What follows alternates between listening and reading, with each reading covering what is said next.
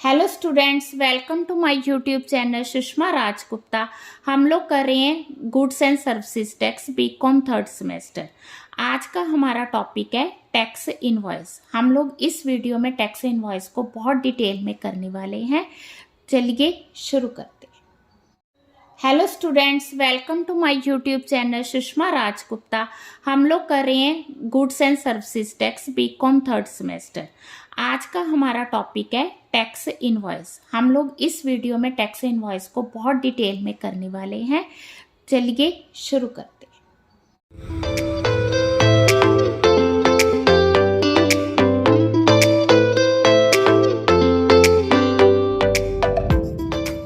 जी, tax invoice जानने से पहले ये ज़रूरी है कि जो भी पर्सन, जो भी टैक्सेबल पर्सन, जो भी जीएसटी पेबल है, ठीक है, और जो गुड्स एंड सर्विसेज प्रोवाइड कर रहा है, सप्लाई कर रहा है, सबसे पहले तो उसकी रजिस्ट्रेशन होनी ज़रूरी है अंडर जीएसटी, ठीक है, अंडर सेक्शन 22 to 25, ठीक है। इसके अलावा जो कोई भी पर्सन जो रजिस्टर्ड है, जो टैक्सेबल अंडर जीएसटी है, उसको टैक्स इनवॉइस प्रिपेयर करना भी ज़रूरी है। किन चीज़ों का टैक्स इनवॉइस तैयार करना है? जो गुड्स और सर्विसेज वो सप्लाई कर रहे हैं, ठीक है। तो इनवॉइस होता क्या है? इनवॉइस एक तरह का डॉक्यूमेंट है जिसमें हम लोग नेचर ऑफ टैक्सेबल, जो भी सप्लायर गुड्स सप्लाई कर रहा है, उनकी नेचर, उनकी वैल्यू प्लस कितनी अमाउंट रिसीवेबल है, वो सब मेंशन किया जाता है, ठीक है। तो टैक्स इनवॉइस की फीचर्स क्या है? तो टैक्स इनवॉइस की फीचर है सबसे पहले कि एवरी टैक्सेबल पर्सन, कोई भी टैक्सेबल पर्सन जो कि जीएसटी के अंडर टैक्सेबल है और वो गुड्स एंड सर्विसेज सप्लाई कर रहा है, तो उसको टैक्स इनवॉइस इशू करना ज़रूरी है। सेकेंड, जो टैक्स इनवॉइस है उसमें वो सारी डिटेल्स होनी चाहिए जो कि रूल 1 में प्रोवाइड की गई है। थर्ड, जो टैक्स इनवॉइस है सीरियली नंबर्ड होना ज़रूरी है। HSN कोड, इसमें HSN कोड ऑफ गुड्स होना ज़रूरी है। अगर एक्सपोर्ट्स के लिए इनवॉइस तैयार किया जाता है तो उसमें इंडोर्समेंट होनी ज़रूरी है। अगर वैल्यू लेस देन 200 है तो उस केस में at the end of the day consolidated invoice issue किया जा सकता है। Triplicate for goods, tax invoice जो है कुछ गुड्स के लिए ट्रिप्लीकेट मतलब 3 फॉर्म्स में इशू किया जाता है, 3 कॉपीज उसकी इशू की जाती हैं। अब टाइम लिमिट क्या है? अगर सर्विसेज प्रोवाइड की जाती हैं तो जो टैक्स इनवॉइस है 30 दिन के अंदर इशू होना ज़रूरी है। अगर कोई बैंकिंग कंपनी है, नॉन बैंकिंग फाइनेंशियल कॉरपोरेशन है या फाइनेंशियल इंस्टीट्यूशंस है, वो 45 डेज़ के अंदर जो है इनवॉइस इशू कर सकते हैं। डुप्लीकेट फॉर सर्विसेज, तो कुछ सर्विसेज ऐसी हैं जिनमें टैक्स इनवॉइस डुप्लीकेट इशू किया जाएगा, ठीक है। तो कुछ केसेस ऐसे हैं बैंकिंग फाइनेंशियल इंस्टीट्यूशन के जो कि अपनी ही ब्रांच को सर्विसेज प्रोवाइड कर रहे हैं, तो उस केस में जो इनवॉइस इशू करना है वो क्वार्टरली बेसिस पे हो सकता है। अगला पॉइंट है कि अगर जो गुड्स हैं वो एग्जम्प्टेड है, गुड्स एंड सर्विसेज, ठीक है, या वो कंपोजिशन स्कीम के अंडर सप्लाई की गई हैं, देन हम लोग बिल ऑफ सप्लाई इशू करेंगे rather than tax invoice. Receipt voucher, अगर अमाउंट जो है एडवांस में रिसीव की गई है देन क्या इशू किया जाएगा? देन रिसीप्ट वोचर इशू किया जाएगा। Invoice of ISD, input service distributors का जो इनवॉइस है उसमें वो सारी डिटेल्स होंगी जो रूल 7 में प्रोवाइड की गई हैं। डिलीवरी चलान, अगर जो मटेरियल जॉब वर्क के लिए इशू किया जाता है तो डिलीवरी चलान जो है ट्रिप्लीकेट होना ज़रूरी है। अगर गुड्स जो है सेमी नॉकडाउन कंडीशन में ट्रांसपोर्ट की गई हैं देन फर्स्ट कंसाइनमेंट से पहले कंप्लीट इनवॉइस इशू करना ज़रूरी है। देन जो फर्दर कंसाइनमेंट्स है उनके लिए डिलीवरी चलान इशू किया जा सकता है। अब हमारा पॉइंट ये है कि इनवॉइस में कौन कौन से कंटेंट्स हैं। सबसे पहला कंटेंट है कि टैक्स इनवॉइस में name, address, GSTIN of supplier लिखना ज़रूरी है। सेकंड, जो टैक्स इनवॉइस है, हमने पहले भी बात की, उसका सीरियल नंबर होना चाहिए और सीरियल नंबर कंजक्टिव होना चाहिए और ये 16 कैरेक्टर से ज़्यादा नहीं होना चाहिए और ये जो है यूनिक होना चाहिए। इसके अलावा टैक्स इनवॉइस इशू करने की डेट होनी चाहिए। इसके अलावा इसमें name, address, GSTIN of recipient का भी नाम होना ज़रूरी है। नेम और एड्रेस के साथ उसका GSTIN नंबर, UIN नंबर होना ज़रूरी है। हाँ जी, अगर रेसिपिएंट अनरजिस्टर्ड है तो उसका नाम, एड्रेस, ठीक है, then address of delivery plus name of the state, code, ये सब होना ज़रूरी है। कब? जब वैल्यू ऑफ सप्लाई जो है 50,000 या उससे ज़्यादा है। इसके अलावा जो टैक्स इनवॉइस है उसका HSN कोड ऑफ गुड्स या काउंटिंग कोड ऑफ सर्विसेज होना भी ज़रूरी है। इसके अलावा टैक्स इनवॉइस में description of goods and services, then इसमें quantity in case of goods, units, ठीक है, कितनी वैल्यू, देखो सारा कुछ आ गया, डिस्क्रिप्शन आ गया, क्वांटिटी आ गई, वैल्यू आ गई। वैल्यू के बाद टैक्सेबल वैल्यू कितनी है वो मेंशन करना ज़रूरी है। देन रेट ऑफ टैक्स क्या है, अमाउंट ऑफ टैक्स क्या है, देन प्लेस ऑफ सप्लाई क्या है, प्लस एड्रेस फॉर डिलीवरी क्या है, ठीक है। अगर रिवर्स चार्ज है तो ये भी मेंशन करना ज़रूरी है। और लास्ट में जो सप्लायर है उसके सिग्नेचर या डिजिटल सिग्नेचर्स होने ज़रूरी है। हाँ जी, नेक्स्ट हमारा पॉइंट आ गया tax invoice in respect of goods, ठीक है।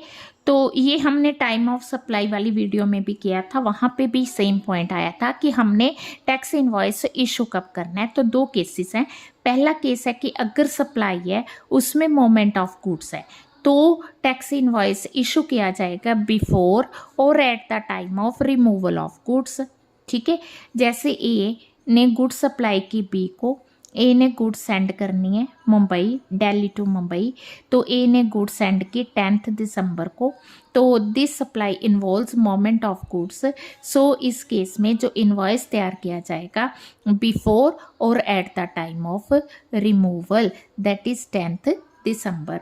अगर उसमें मोमेंट ऑफ गुड्स नहीं है तो उस केस में at the time of delivery, before और at the time of. B A की दुकान पे आता है, कब आ रहा है? 12 दिसंबर को आ रहा है। उसको कह रहा है कि राइस दे दो, ए ने राइस पैक किए, बी को दे दिए। Under this transaction moment of goods नहीं है तो 12 दिसंबर जब गुड्स की डिलीवरी दी जा रही है तो उसी टाइम या उससे पहले जो है इनवॉइस इशू करना ज़रूरी है। हाँ जी, अगर हम बात करें सर्विसेज की तो कोई भी रजिस्टर्ड पर्सन जो कि सर्विसेज सप्लाई कर रहा है, ठीक है, तो उसने कब टैक्स इनवॉइस इशू करना है? वो टैक्स इनवॉइस इशू करेगा within 30 days from the date of supply of services. जिस डेट को उसने सप्लाई ऑफ सर्विसेज की है उसके 30 दिन के अंदर अंदर वो क्या करेगा? टैक्स इनवॉइस इशू करेगा। बट अगर वो सर्विसेज कोई इंश्योरर प्रोवाइड कर रहा है, बैंकिंग कंपनी प्रोवाइड कर रही है, फाइनेंशियल इंस्टीट्यूशन या non banking financial corporation provide कर रहा है, तो 30 डेज की बजाय 45 डेज में वो टैक्स इनवॉइस इशू किया जा सकता है। हाँ जी, हमारे पास दो एग्जाम्पल है। पहला, मैसर जम्बे ट्रेडर एक रजिस्टर्ड पर्सन है, उसने क्या किया? GST रिटर्न फाइल करवाई है। किस, ठीक है, कहाँ से करवाई है? मैसर जो है दुर्गा से। तो इसने जो रिटर्न फाइल की है वो 18 सितंबर को की है। सप्लाई ऑफ सर्विसेज कब हुई है? 18 सितंबर को। तो इनवॉइस कब इशू किया जाएगा? विद इन 30 डेज, ठीक है। तो 18 सितंबर से 30 डेज बन रहे हैं हमारे, कौन से? 18 अक्टूबर बन रही है, ठीक है। सेकेंड केस है कि मैसर्स दुर्गा फाइनेंस एक बैंकिंग कंपनी है, उसने सर्विसेज सप्लाई की हैं, ठीक है। उसने डिमांड ड्राफ्ट दिया है 10 करोड़ का मिस्टर अरोड़ा को, ठीक है। अब उसने कब दिया? इट इज़ ऑन 16 जनवरी, क्योंकि ये बैंकिंग कंपनी है इसलिए यहाँ पे डेज कितने होंगे, 45 डेज होंगे। तो 45 डेज आप देखो, हाँ जी 45 डेज बन गया हमारे 16 जनवरी से, तो ये बन गई 2 मार्च। ठीक है, डेज आप देख लो कितने कैसे आके, तो 2 मार्च को वो क्या करेगा, टैक्स इनवॉइस इशू करेगा। हाँ जी, इसी में एक नया पॉइंट आ गया रिसीप्ट वोचर का। अगर कोई रजिस्टर्ड पर्सन है ना एडवांस पेमेंट लेता है तो एडवांस पेमेंट के लिए वो क्या करेगा, रिसीप्ट वोचर इशू करेगा। अब जो रिसीप्ट वोचर है उसमें क्या क्या होगा, उसमें name address GSTIN of the supplier, consecutive serial number, date of the issue, name address GSTIN of the recipient, ठीक है, description of goods, amount of advance, rate of tax, amount of tax charge, place of supply. हाँ जी, इसके अलावा whether tax is payable on reverse charge basis, then signature and digital signature of the supplier. अब point आ गया कि advance तो हमने ले लिया, एडवांस वोचर भी इशू कर दिया, बाय चांस हम लोग गुड्स की सप्लाई नहीं करते तो उस केस में क्या होगा, उस केस में आप रिफंड वोचर इशू करोगे। अब जो रिफंड वोचर होगा उसमें उसी तरह से name address GSTIN of supplier, consecutive serial number, date of issue, name address GSTIN, name, number and date of receipt voucher, description of goods, amount of refund, rate of tax, tax is payable on reverse basis, signatures and digital signatures of the supply। हाँ जी, next case आ गया issue of invoice in case of reverse charge. अब हुआ क्या, जो supplier है वो unregistered है, वो टैक्स पे नहीं कर सकता, तो कौन पे करेगा, इन दैट केस रेसिपिएंट जो है वो टैक्स पे करेगा। ठीक है, इस केस में क्या होगा कि जो रेसिपिएंट है जिस डेट को उसे गुड्स की सप्लाई रिसीव हुई है उस डेट को वो जो है इनवॉइस इशू करेगा। हाँ जी, नेक्स्ट हम बात कर रहे हैं invoice for continuous supply of goods. अगर किस कॉन्ट्रैक्ट इस तरह से हुआ है कि जो सप्लायर है वो कॉन्टिन्यूस सप्लाई ऑफ गुड्स कर रहा है और उसके लिए सक्सेसिव स्टेटमेंट ऑफ अकाउंट्स तैयार की जाती है और उसके लिए सक्सेसिव पेमेंट्स भी की जाती है, देन इनवॉइस कब इशू किया जाएगा, देन जो इनवॉइस इशू किया जाएगा बिफोर और at the time each such statement is issued और पेमेंट इज मेड। कैसे, हम लोग एग्जाम्पल से करते हैं, Messrs Gyani supplier gas continuously to X. ठीक है, contract provide the statement shall be made first of the subsequent month, मतलब अगले महीने की फर्स्ट डेट को स्टेटमेंट भेजी जाएगी। मैसर्स एक्स ने जो पेमेंट करनी है वो अगले महीने की 8th को पेमेंट करनी है। जैसे उन्होंने गैस सप्लाई की अगस्त में, अब इसकी स्टेटमेंट जाएगी 1 सितंबर को और इसकी पेमेंट होगी 8 सितंबर को। अब स्टेटमेंट जारी है 1 सितंबर को, तो हमने कहा कि इनवॉइस कब इशू होगा, बिफोर और at the time of statement is issued. तो 1 सितंबर से पहले या 1 सितंबर को टैक्स इनवॉइस इशू किया जाएगा और payment is made. By chance उन्होंने पेमेंट 8 सितंबर की बजाय 1 सितंबर से पहले कर दी, अगर कर दी तो जिस डेट को पेमेंट की गई है उस डेट को इनवॉइस इशू किया जाएगा। हाँ जी, अब हम बात करें invoice for continuous supply of services. Continuous supply of services means supply of services which is provided, agree to be provided continuously, जिसमें लगातार सर्विसेज प्रोवाइड की जाती हैं। ठीक है, तो ये जो सर्विसेज प्रोवाइड की जा रही हैं that is more than 3 months। ठीक है, जिसमें एक पीरियोडिक पेमेंट होती है। ठीक है, और ये गवर्नमेंट के लिए भी सर्विसेज हो सकती हैं। अब इसमें आगे 3 केसेस हैं। फर्स्ट केस है कि जिसमें हमें ड्यू डेट पता है, जिसमें हमें पता है कि ड्यू डेट क्या है, देन हम लोग जो इनवॉइस इशू करेंगे ऑन और before due date of payment. अगर हमें ड्यू डेट नहीं पता देन हम लोग इनवॉइस कब करेंगे, इशू इनवॉइस ऑन और बिफोर रिसीप्ट ऑफ पेमेंट, जब वो पेमेंट रिसीव कर रहा है।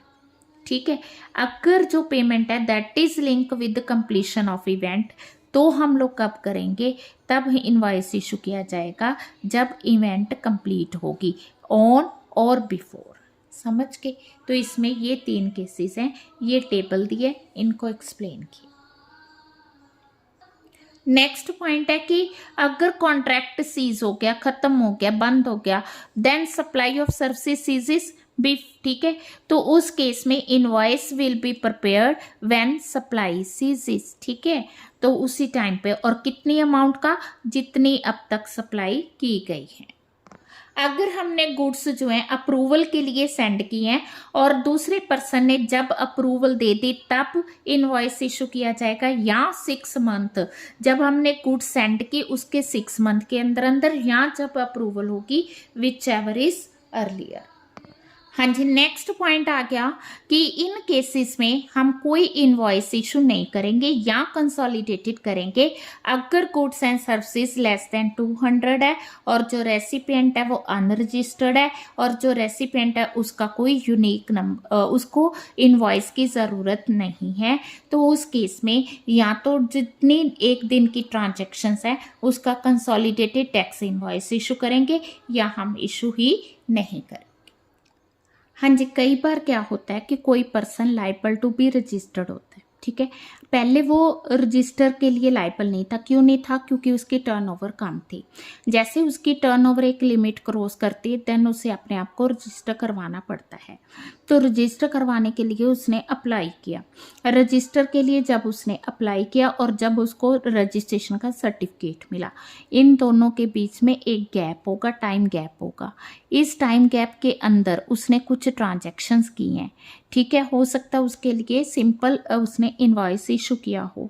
अब उस दौरान जब उसकी सर्टिफिकेशन होगी, जब वो रजिस्टर्ड हो गया with effect from back date हो गया, तो उस डेट के दौरान जितने भी इनवॉइसेस इशू किए गए हैं उनकी जगह वो उनको रिवाइज्ड टैक्स इनवॉइस इशू कर सकता है।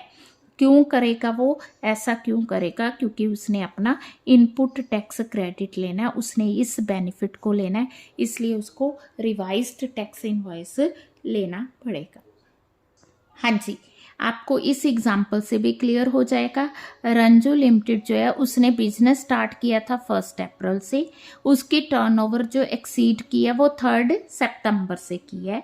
अब 3 सितंबर को वो लाइबल हो गया कि रजिस्टर करवाने के लिए, 3 सितंबर को वो लाइबल हुआ है, बट उसको 30 दिन का टाइम दिया गया कि वो अप्लाई कर सकता है। उसने 29 सितंबर को अप्लाई किया और उसको सर्टिफिकेट मिला 5 अक्टूबर को। ये उसने कंडीशन क्लियर कर दी, तो जब भी उसकी रजिस्ट्रेशन होगी वो बैक डेट से मानी जाएगी। कब से मानी जाएगी? जब उसने अप्लाई किया था। अब यहाँ से लेके यहाँ तक जितनी भी वो ट्रांजेक्शन्स करेगा उसके लिए वो रिवाइज्ड टैक्स इनवॉइस इशू कर सकता है। हाँ जी, मुझे लगता है कि टैक्स इनवॉइस बहुत अच्छे से हो गया। तो मैंने लास्ट ईयर पेपर्स में देखा टैक्स इनवॉइस आया हुआ है, इम्पॉर्टेंट क्वेश्चन है। तो नेक्स्ट वीडियो में हम लोग डेबिट नोट, क्रेडिट नोट, ई वे बिल्स वो करेंगे। वीडियो अच्छी लगी वीडियो को लाइक करें, चैनल को अभी तक नहीं सब्सक्राइब किया तो ज़रूर सब्सक्राइब करें, ज़्यादा से ज़्यादा शेयर करें। Thank you.